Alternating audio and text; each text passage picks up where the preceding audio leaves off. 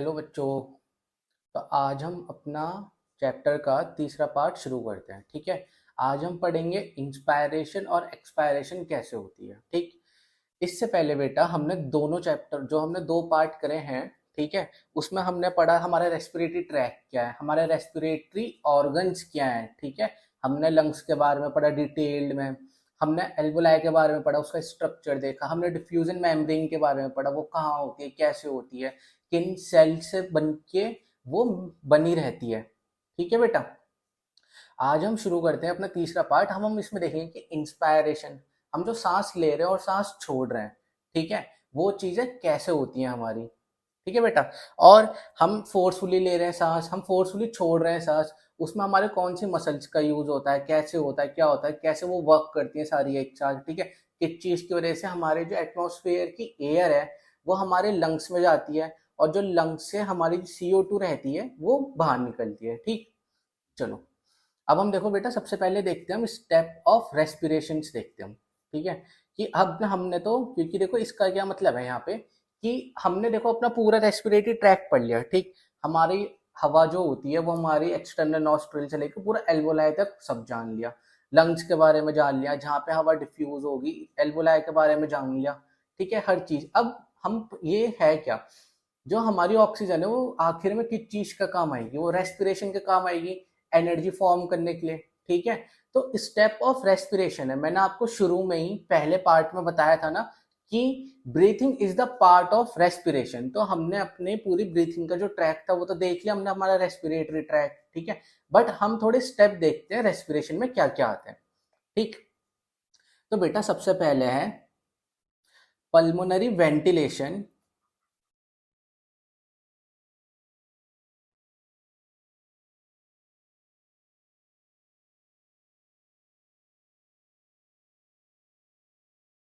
by which atmospheric air is drawn, atmospheric air is drawn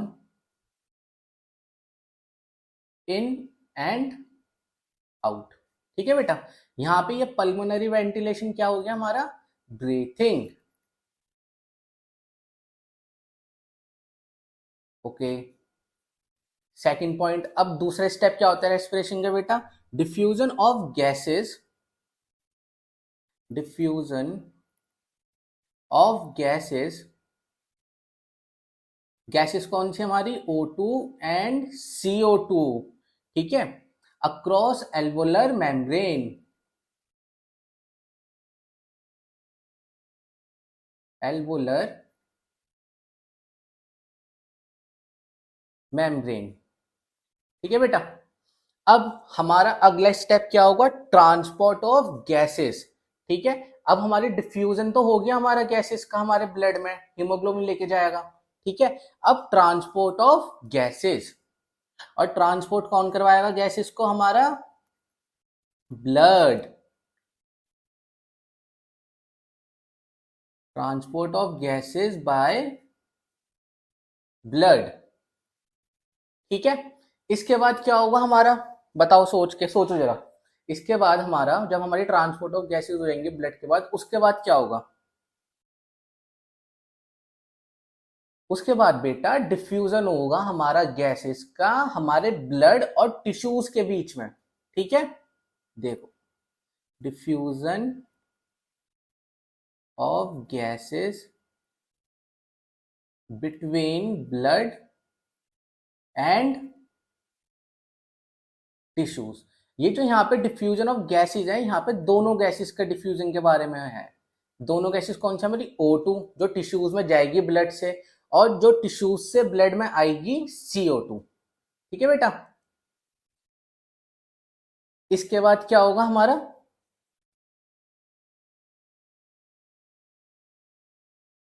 utilisation of O2 to release energy.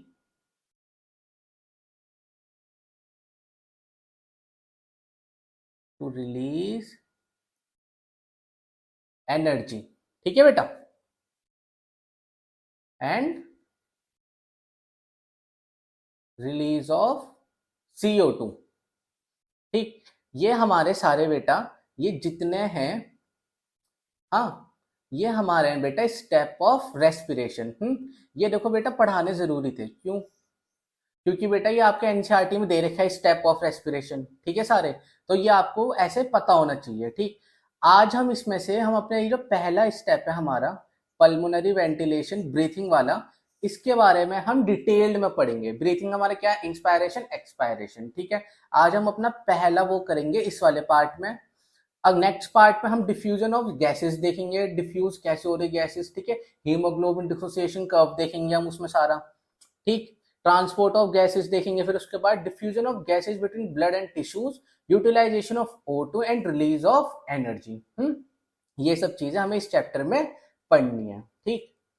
तो चलो अब हम देखते हैं अपना इंस्पायरेशन और एक्सपायरेशन। अब देखो बेटा इंस्पायरेशन क्या है, मतलब इनहेलेशन। सबसे पहला इंस्पायरेशन क्या है बेटा? सिंपल सा इनहेलेशन, ठीक है। इनहेलेशन लो में हिंदी में भी लिख देता हूं, सांस लेना, ठीक है। वहीं पे हमारा एक्सपायरेशन क्या है? हमारा acceleration,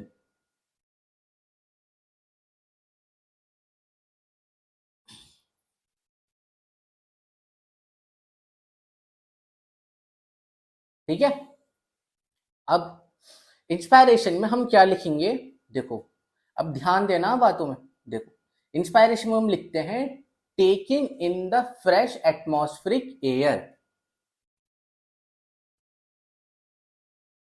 taking in the fresh atmospheric air, ठीक है। वहीं पे अब हम यहां पे क्या लिखेंगे?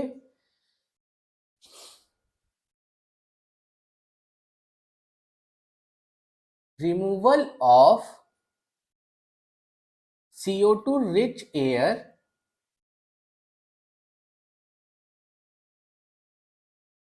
from the lungs, ठीक है। अब देखो यहां पे क्या लिखा हुआ है? फ्रेश एटमॉस्फेरिक एयर, O2 नहीं लिखा हुआ ना, फ्रेश एटमॉस्फेरिक एयर। और यहाँ पे क्या लिखा है? Removal of CO2 rich air from the lungs, ठीक। ये ध्यान रखना, जब ये आगे चीज कंटेक्स्ट में आएगी ना तब हम इसके बारे में देखेंगे, ठीक है। चल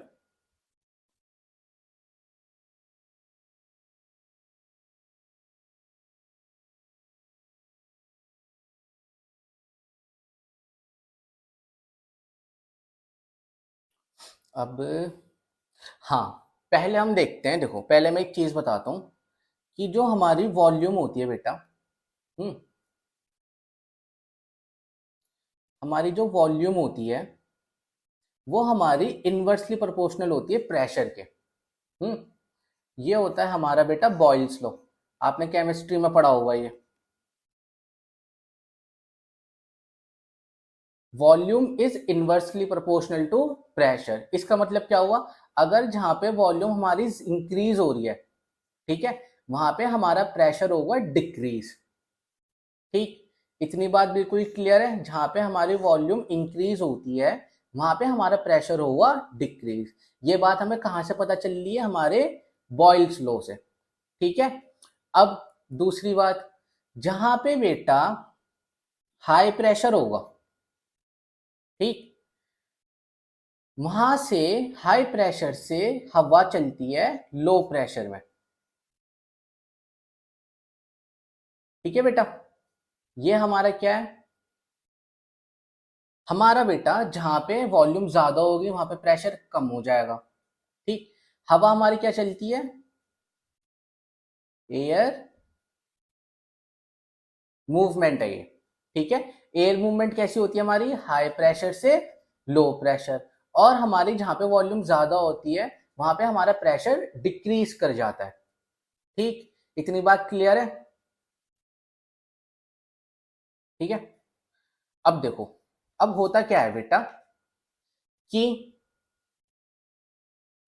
जब देखो इंस्पिरेशन की बारी आती है, ठीक, जब हम सांस लेते हैं तो होता क्या है कि हमारी लंग्स की वॉल्यूम बढ़ती है, ठीक। देखो इंस्पिरेशन के केस में देखो इंस्पायरेशन में क्या होता है, हमारी वॉल्यूम बेटा इंक्रीज होती है, ठीक है। वॉल्यूम इंक्रीज कैसे होती है, उसके डिफरेंट डिफरेंट तरीके होते हैं। एक हमारे जब डायफ्राम की वजह से होती है, ठीक है। दूसरा हमारा होती है जो हमारी एक्सटर्नल इंटरकोस्टल मसल होती है, अभी क्या होती है वो चीज हम देखेंगे, ठीक है। उसकी वजह से होती है हमारी कैसे ना कैसे हमारी लंग्स की वॉल्यूम बेटा बढ़ेगी, ठीक है। लंग्स की वॉल्यूम बढ़ते ही वहां पे प्रेशर कम हो जाएगा, ये देखो, है ना। लंग्स की वॉल्यूम बढ़ेगी हमारी इंस्पिरेशन में, प्रेशर हो जाएगा कम, ठीक। अब जो हमारी बेटा एटमॉस्फेयर एयर होती है, एटमॉस्फेरिक एयर होती है, वो होती है बेटा हाई प्रेशर की, ठीक है। और जो हमारे फिर जब देखो वॉल्यूम तो बढ़ गई, प्रेशर हो गया लंग्स के अंदर कम, ये कहानी कहाँ हो रही है, लंग्स में, ठीक है। ये कहानी कहाँ की है, एटमॉस्फेयर की।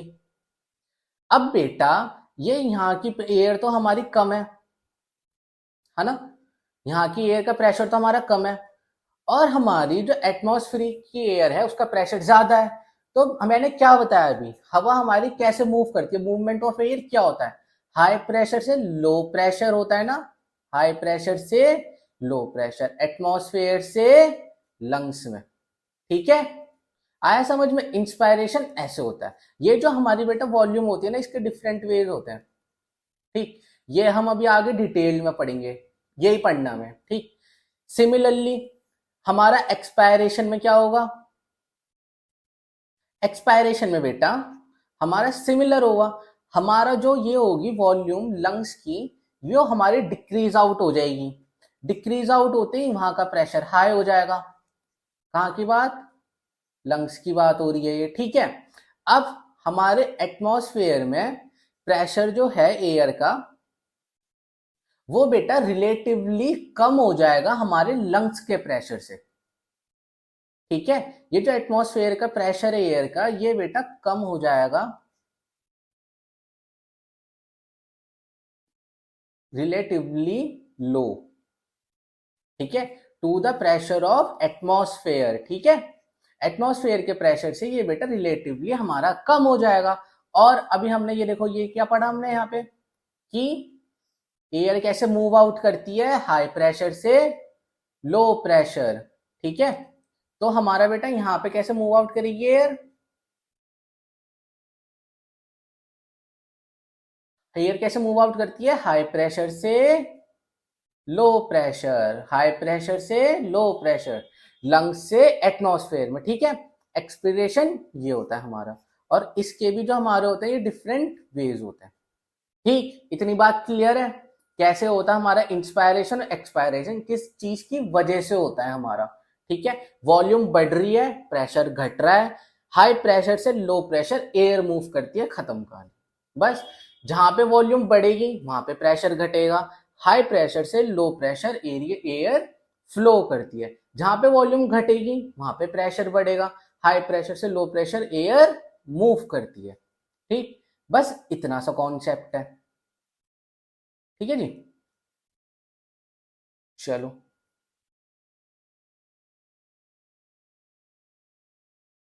देखो, इससे पहले जब हम ये पढ़ें इसके बारे में डिटेल में, हम थोड़ा ये चीज देखते हैं पहले। एक मिनट।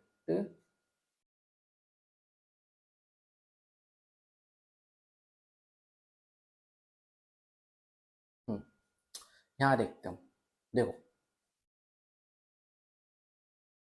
यहाँ पे बेटा हमारा, मैं आपको चीज दिखाता हूँ, ये देखो,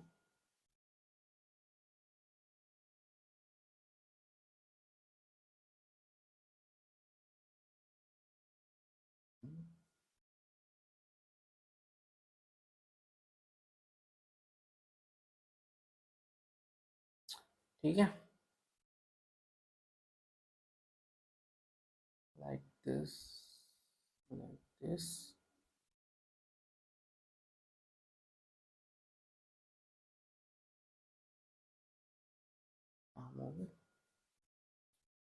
ठीक है बेटा। ये है बेटा हमारा, पहले मैं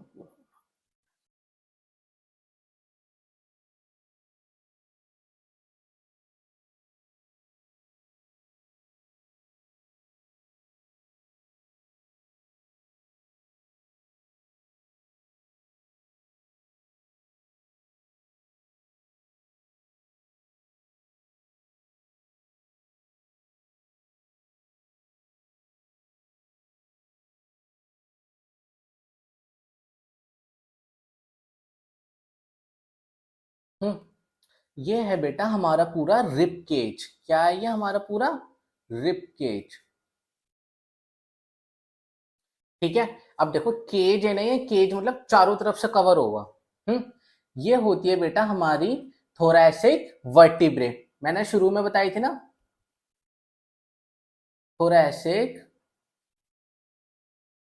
वर्टिब्रे। ठीक है, ये है हमारी बेटा वेंट्रल साइड में, फ्रंट वाली साइड में हमारी स्टर्नम।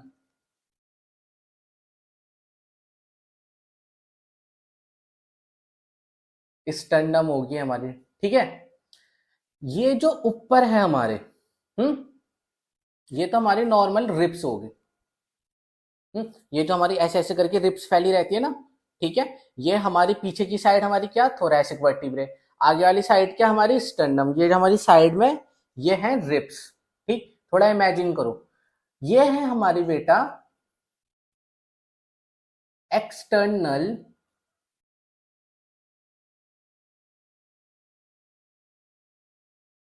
Intercostal muscle, EICM। और ये है हमारी internal intercostal muscle, internal intercostal muscle. ठीक है, शॉर्ट फॉर्म में क्या बोलेंगे इसे, IICM। बुक्स में ना इन फॉर्म के उसमें लिखी रहती है, तो हमें ये भी ध्यान रखनी जरूरी है ये। ठीक है, अब बेटा देखो इन सबका ना रोल होता है, समझ में आया आपको, ये रिब केजर ये है, और देखो यहाँ पे हमारा है ये जो है ना, ये वाली बोन लास्ट वाली।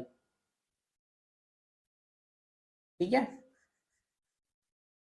ये भाई साहब है हमारे सबसे इंपॉर्टेंट डायफ्राम। ठीक है, यही हमारा बेटा 75% ब्रीथिंग करवाता है, इसका ही रोल होता है 75% ब्रीथिंग में। अभी हम देखेंगे नीचे। ठीक, ये जो हमारे इंटरनल इंटरकोस्टल मसल है, एक्सटर्नल इंटरकोस्टल मसल है, जितनी भी है हमारी है ना, हेल्प इनकी भी जाएगी, बट सबसे ज्यादा 75% ब्रीथिंग हमारा डायफ्राम करवाएगा। हाँ, और पिछले उसमें याद है मैंने बताया था ये कौन सी मसल से बना होता है डायफ्राम, ये बना होता है बेटा फ्रेनिक मसल से। ठीक, फ्रेनिक मसल से डायफ्राम बना रहता है हमारा। ठीक है बेटा, चलो।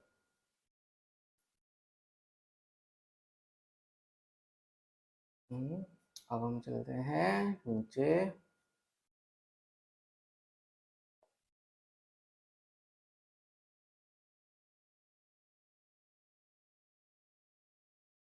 हम्म,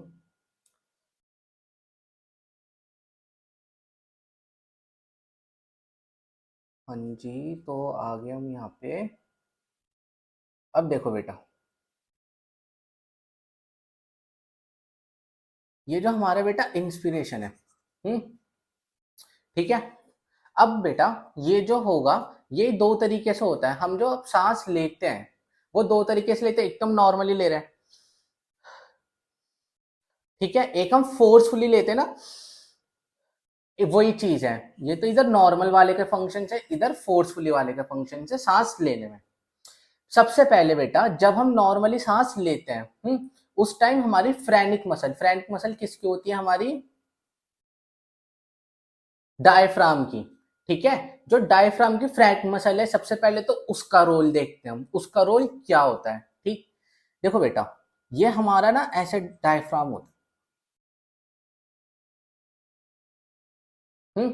ये इस टाइम हमारा डायफ्राम बेटा ये है नॉर्मल स्टेट में। कैसी स्टेट में है ये, नॉर्मल स्टेट में। नॉर्मल स्टेट में ये ऐसी रहता है कर्व्ड। ठीक, अब हुआ क्या, अब हमारा डायफ्राम ये कॉन्ट्रैक्ट होगा। हाँ, कॉन्ट्रैक्ट मतलब अब जब नॉर्मल स्टेट ऐसी है इसकी, तो कॉन्ट्रैक्ट में कैसे होगा ये हो जाएगा बेटा फ्लैट, ऐसे होगा। ठीक, अब जब ये फ्लैट हुआ, ये कॉन्ट्रैक्ट हुआ ये, तो बेटा ये हमारे लंग्स हैं। ये लंग्स की ये देखो यहाँ पे वॉल्यूम बढ़ गई ना, पहले इतनी, अब इतनी वॉल्यूम बढ़ गई ना लंग्स की, बढ़ी ना। हमारे डायफ्राम की ये मसल है, वो फ्लैट होते ही, कॉन्ट्रैक्ट होते ही लंग्स की वॉल्यूम बढ़ गई, है ना, increase in volume of lungs, इससे क्या हुआ, डिक्रीज इन प्रेशर। ठीक है, तो जब प्रेशर हमारे लंग्स के अंदर डिक्रीज हो गया, हमारी एयर इन मूव हो जाएगी ना, उसके बाद एयर मूव्स इन। ठीक है, ये क्या हुआ हमारा यहाँ पे, कॉन्ट्रैक्ट ऑफ डायफ्राम मसल, है ना, ये देखो कॉन्ट्रैक्ट हुई ना हमारी डायफ्राम मसल, हमारी डायफ्राम मसल छोटी होगी, उससे क्या हुआ, वॉल्यूम इंक्रीज होगी, वॉल्यूम इंक्रीज होगी तो प्रेशर डिक्रीज होगा और हमारी एयर बाहर से एटमॉस्फेरिक एयर अंदर आ जाएगी। ठीक, अब बेटा ये देखो, इसमें जो ये कैविटी बनी है आपकी, ये आपकी कैसे बनी, हमारा डायफ्राम ऐसे नीचे हुआ ना, है ना, तो ये जो कैविटी होती है बेटा, ये जो थोरेसिक कैविटी होती है, इसे बोलते हैं हमारा एंटीरियर पोस्टीरियर एक्सिस में। ठीक है, ऐसे बोलते हैं इसे, increase in volume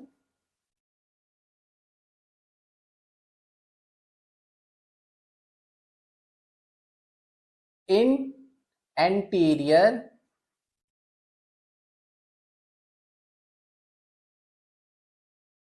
posterior axis. ठीक है बेटा, बस इसमें इतना ही है और कुछ नहीं है। डायफ्राम की वजह से डायफ्राम नीचे बैठेगा, नॉर्मल शेप में, हमारी डोम शेप बोलते हैं इसे, डोम शेप में होगा, उसके बाद कॉन्ट्रैक्ट होकर नीचे बैठ जाएगा, जैसे नीचे बैठेगा हमारा volume increase, pressure decrease, air हमारी बाहर हाई प्रेशर की है, अंदर लो प्रेशर की है, बाहर से अंदर। ठीक है, अब हमारा हम देखते हैं इनका रोल।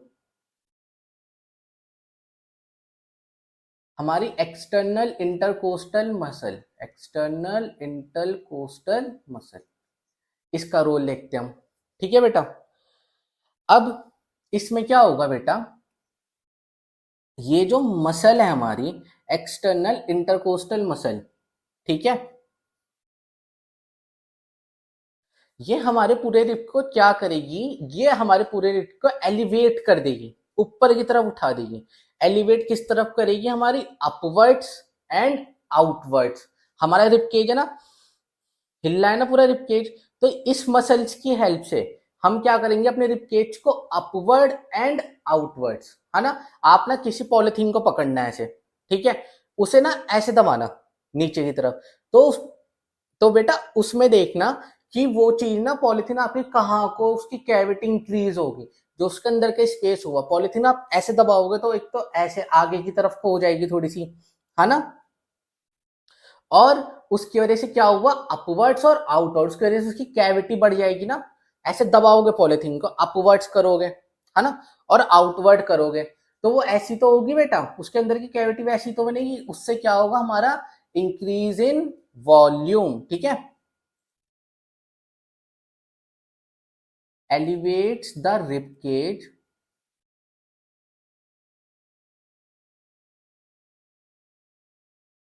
upwards and outwards। ठीक है, इसकी वजह से क्या होगा हमारा,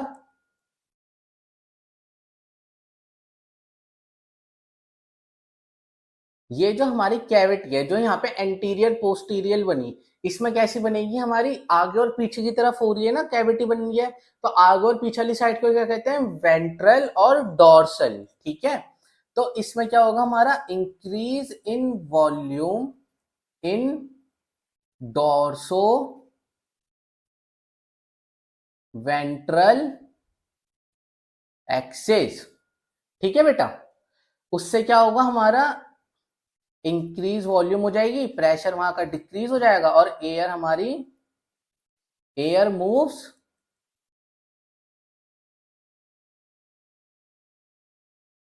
एयर मूव्स इन। ठीक है, अब हमारा बेटा फोर्सफुल, जब हम फोर्सफुल इंस्पायरेशन करेंगे अपना,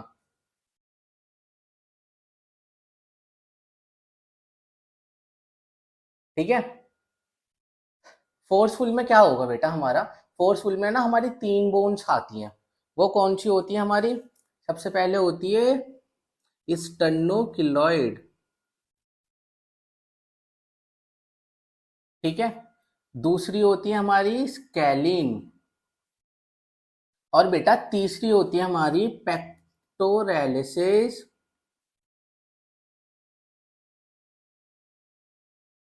माइनर। ठीक, ये हमारी बोन्स बेटा यहाँ के होते हैं, देखो कॉलर से जाती है हमारी, ऐसे होती, ऐसे ऐसे ऐसे लगे रहती है यहाँ पे ना, ऐसे पूरे में ऐसे फैले रहती है। ये क्या करती है बेटा, ये जब हम फोर्सफुली करते हैं ना, ये देखो हमारा पूरा इतना हिस्सा भी हो रहा है ना, वैसे नॉर्मली नहीं हो रहा, नॉर्मली सिर्फ ये रिब केज एलिवेट हो रहा है, पर इसके वजह से हमारी ये जो यहाँ की बोन्स है ये भी तो एलिवेट हो रही है। तो ये तीनों बोन्स क्या करती है, हमारे रिब केज को ऐसे एलिवेट करेंगी। ठीक है, उसकी वजह से क्या होगा, हमारा एलिवेट होगा, वॉल्यूम इंक्रीज होगी रिब केज की, और बस हमारा क्या होगा, एलिवेट होगा, है ना। These bones elevates the rib cage. By this क्या होगा, increase in volume, decrease in pressure,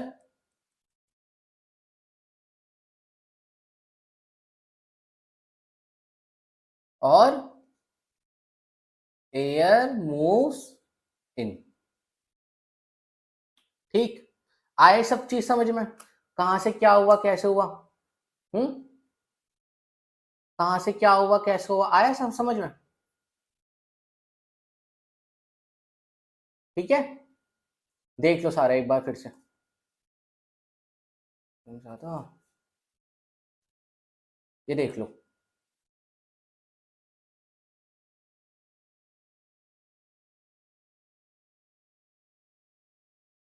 ठीक है बेटा, चलो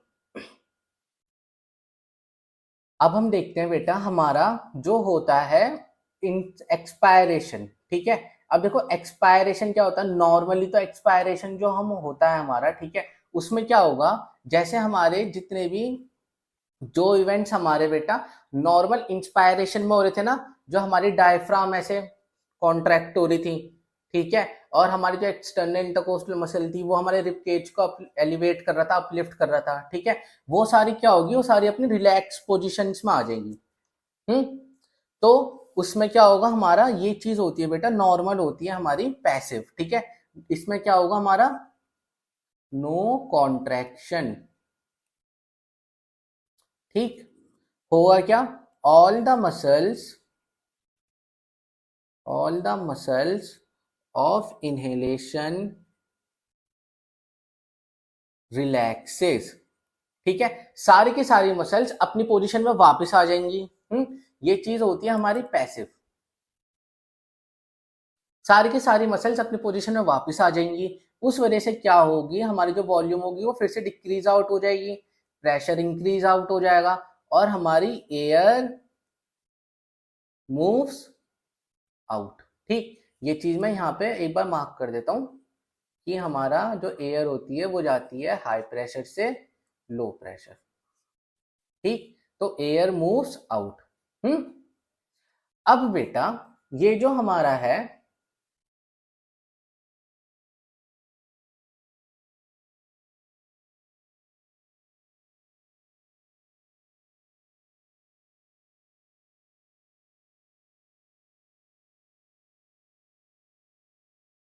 ये देखो, ये जो हमारा है बेटा फोर्सफुली एक्सपायरेशन। अब देखो जैसे हमने, अब देखो, ठीक है, मैंने इंस्पायर नहीं कर रखा, नॉर्मल एक्सपायरेशन कर रखा। अब जो हमें फोर्सफुली और ज्यादा तेज वो करना है, ठीक है, और ज्यादा एयर हमें मूव आउट करनी है, वो किस वजह से होगा, वो होगा बेटा पहला तो होगा हमारा इंटरनल इंटरकोस्टल मसल की वजह से, दूसरा हमारा एब्डोमिनल मसल से। एब्डोमिनल मसल कौन सी मसल से बनी होती है पता है, एब्डोमिनल मसल होती है हमारी बेटा रेक्टाई मसल होती है। ठीक है, इस मसल से हमारी एब्डोमिनल मसल बनी होती है, और हमारा डायफ्राम फ्रेनिक बोन से, फ्रेनिक मसल से।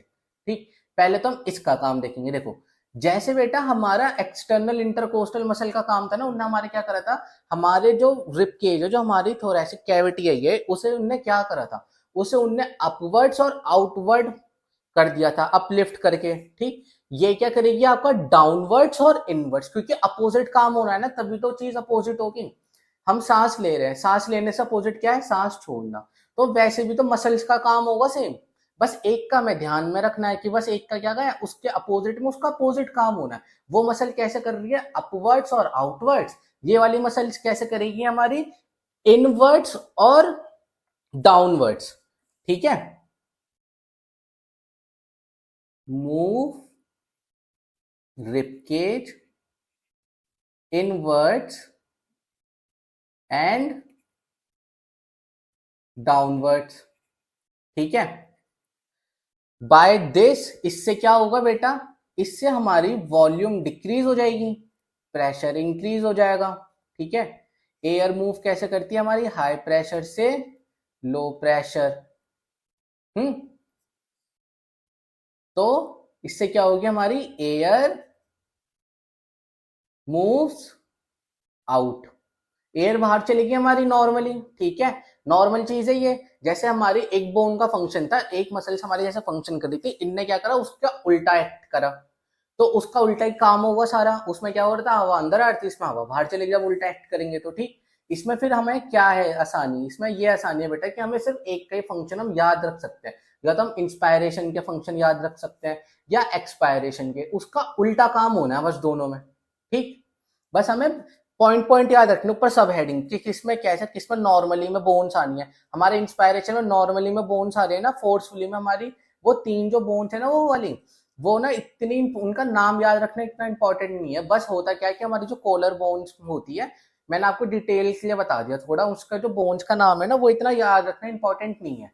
हमारा बस ये है कि कॉलर बोन्स होती है वो हमारे जो रिब केज उसे अपलिफ्ट कर देती है। ठीक है, उन बोन्स का नाम भी इतना इंपॉर्टेंट नहीं है। बट हमारी जो डायफ्राम की बोन है और हमारी एब्डोमिनल मसल है, ये जो रेक्टाइल मसल है, ये इंपॉर्टेंट है। ठीक, अब देखो ये एब्डोमिनल मसल क्या करेगी। अब देखो बेटा, हमारा डायफ्राम ये रहा, डायफ्राम्स के नीचे हमारे ऊपर की थोरेसिक कैविटी रहती है, नीचे की रहती है एब्डोमिनल कैविटी। ठीक, उसके ऊपर होती है हमारे डायफ्राम के जो होती है वो होती है बेटा एब्डोमिनल मसल। तो ये जो एब्डोमिनल मसल होती है बेटा, ये क्या करती है, हमारे विसरल ऑर्गन्स को ना पुश करती है डायफ्राम पे। विसरल ऑर्गन्स क्या होते हैं हमारे, सिंपल बेटा, जो हमारे ऑर्गन्स हमारे एब्डोमिनल में लाया करते हैं, जैसे हमारी किडनीज होगी, ठीक है, हमारा लिवर हो गया, ये हमारे एब्डोमिनल में लाया करता है, तो इन्हें हम कलेक्टिवली बोलते हैं विसरल ऑर्गन्स। तो हमारा अगर एब्डोमिनल मसल क्या करेगी, यहाँ पे होगी नीचे, है ना, वेस्ट की तरफ होगी हमारे, वो ऐसे हमारे विसरल ऑर्गन्स को डायफ्राम पे ऐसे मारेगी, जैसे ये डायफ्राम है, ठीक है, ऐसे हमारे वो ऑर्गन्स है यहाँ पे बीच में, हमारी एब्डोमिनल मसल आई ऐसा हमारा डायफ्राम में। ठीक है, डायफ्राम अभी हमारा नॉर्मल इस पोजीशन में, नॉर्मल किस पोजीशन में होता है डायफ्राम हमारा, डोम शेप में होता है। इसमें इसमें नीचे से आके ये विसरल ऑर्गन्स लगे सारे। ठीक है, तो इसकी शेप कैसी होगी, और ये हॉर्डोम शेप का होगा ना बेटा, अभी इतना का है फिर इतने का हो जाएगा। इससे क्या होगा, पहले लंग्स की वॉल्यूम इतनी थी, अब और कम हो जाएगी ना। लंग्स की वॉल्यूम कम होते ही क्या होगा, लंग्स की वॉल्यूम कम होगी, प्रेशर इंक्रीज होगा, प्रेशर इंक्रीज होगा तो एयर मूव्स आउट। ठीक है, आ गया समझ में, बहुत आसान सा है ना। एब्डोमिनल मसल है हमारी, एब्डोमिनल में जितने ऑर्गन होते हैं क्या बोलते हैं, विसरल ऑर्गन्स बोलते हैं। विसरल ऑर्गन जब एब्डोमिनल मसल विसरल ऑर्गन्स में टच करेगी, वो हमारे डायफ्राम में जाके लगेगी, डायफ्राम हमारा और कॉन्ट्रैक्ट हो जाएगा, और ज्यादा डोम शेप का हो जाएगा। उसकी वजह से क्या होगा, हमारे लंग्स की वॉल्यूम और ज्यादा कम हो जाएगी, उसकी वजह से क्या होगा, हमारा volume decrease, pressure increase, air moves out. ठीक है बेटा, इसमें लिख लेते हैं नीचे हम, it will push the visceral organs towards diaphragm। ठीक है बेटा, आ गया समझ में सारा कैसा है क्या है।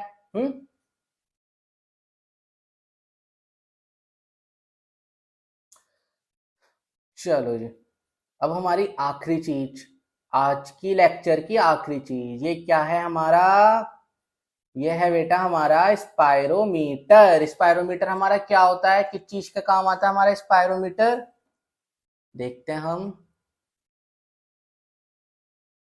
The volume of air involved in breathing movements can be estimated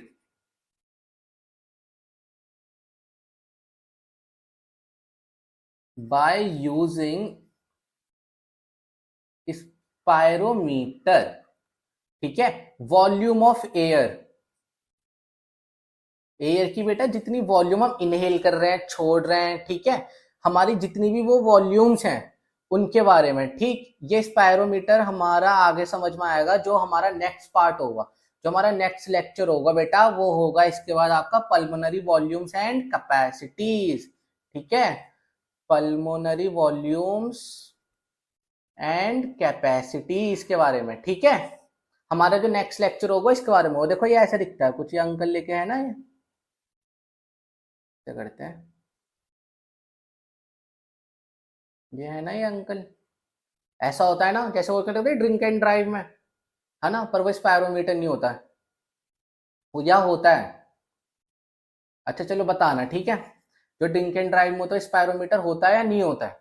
ठीक है, चलो अब नेक्स्ट उसमें क्या देखेंगे हम अपनी पल्मोनरी वॉल्यूम्स देखेंगे, कैपेसिटीज देखेंगे, और अगर हो पाएगा तो उसी लेक्चर में हम हमारा हीमोग्लोबिन डिसोसिएशन कर्व देखेंगे। या हम उसे अलग लेक्चर में कर लेंगे, उसे बिल्कुल सेपरेट सा। ठीक, जो बिल्कुल उसमें हम बिल्कुल बेसिक से लेके शुरू करेंगे, हम ऐसे कनेक्टिंग वे में नहीं करेंगे उस वाले लेक्चर में, हम बिल्कुल बेसिक से, ताकि किसी अगर बच्चों को चीज सेपरेट भी देखनी हो तो उसे पूरी चीज समझ में आए, पिछले की भी आगे की भी। ठीक है, तो चलो बेटा तब तक के लिए बाय, पढ़ते रहो।